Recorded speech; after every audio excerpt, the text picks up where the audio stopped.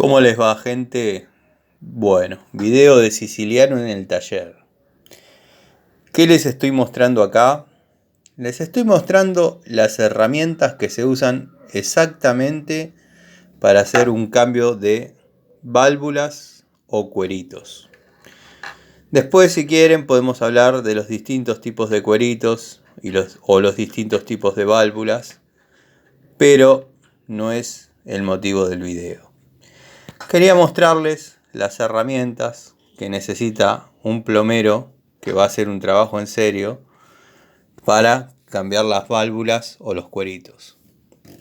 En primera instancia se puede llegar a necesitar destornillador, obviamente plano, o Phillips para aflojar el tornillito que une el volante al vástago.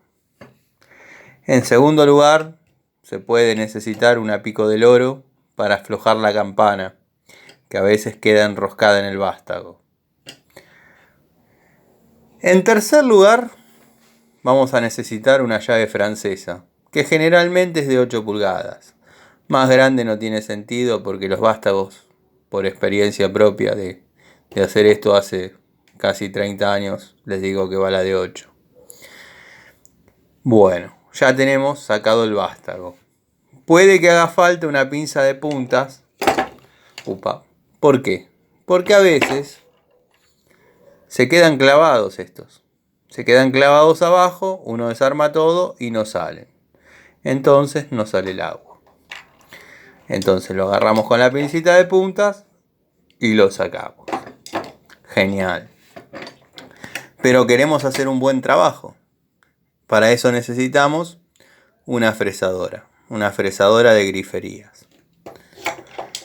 Esto se pone donde va el vástago, imitándolo, y se le hace movimientos circulares, leves, tratando de rectificar y mirando de vez en cuando hasta que quede un brillo parejo.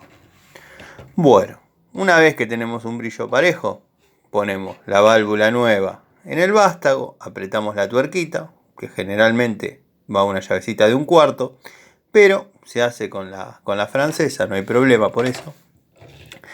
Disculpen la pico del oro que esté sucia, pero estaba en la caja de herramientas y me surgió esto de hacer este video. Bueno, y comienza el rearmado. Podemos llegar a necesitar teflón. ¿Por qué? Porque algunos vástagos tienen un O-ring de sello cuando uno lo ajusta en la grifería. A veces ese O-ring no está, o se corta, o bueno, se le pone unas vueltas de teflón. Perfecto, ya tenemos teflonado el vástago, lo ponemos y empezamos a armar todo en reversa, digamos. Ponemos la campana, la ajustamos un poquito con la picoloro si fuese necesario, ponemos el volante, apretamos con los destornilladores, perfecto. ¿Qué quiero decir con esto y para qué hago este video? Porque me pasó que una clienta se ofendió porque le cobré X cantidad de plata, que la verdad no era nada, era simbólica, no alcanzaba ni a la visita que cobramos los plomeros por ir, y se ofendió. No me volvió a llamar nunca más. Me parece perfecto, cada uno llama a quien quiere. Pero bueno, recordando, le muestro a ella y les muestro a todos ustedes lo que tiene que tener un plomero para poder realizar un cambio de valvulitas a conciencia. Y a conciencia, ¿qué se le llama? Que cuando uno está haciendo fuerza, porque a veces los vástagos están clavados, uno está trabajando en esta posición y están tan clavados que gira con la grifería abajo. Entonces hay que tenerlo con la pico del oro de abajo y sacarlo de arriba. Esas son todas cosas que la gente por ahí no comprende. Y dicen, es cambiar un cuerito. Cambiar un cuerito lleva todas estas herramientas. Si quieren pueden averiguar los precios. Obviamente van a saltar y van a decir, bueno, si sos plomero tenés que tener tus herramientas. Está bien, perfecto. Pero si esa señora quiere prescindir del plomero, tiene que comenzar por comprar todo esto.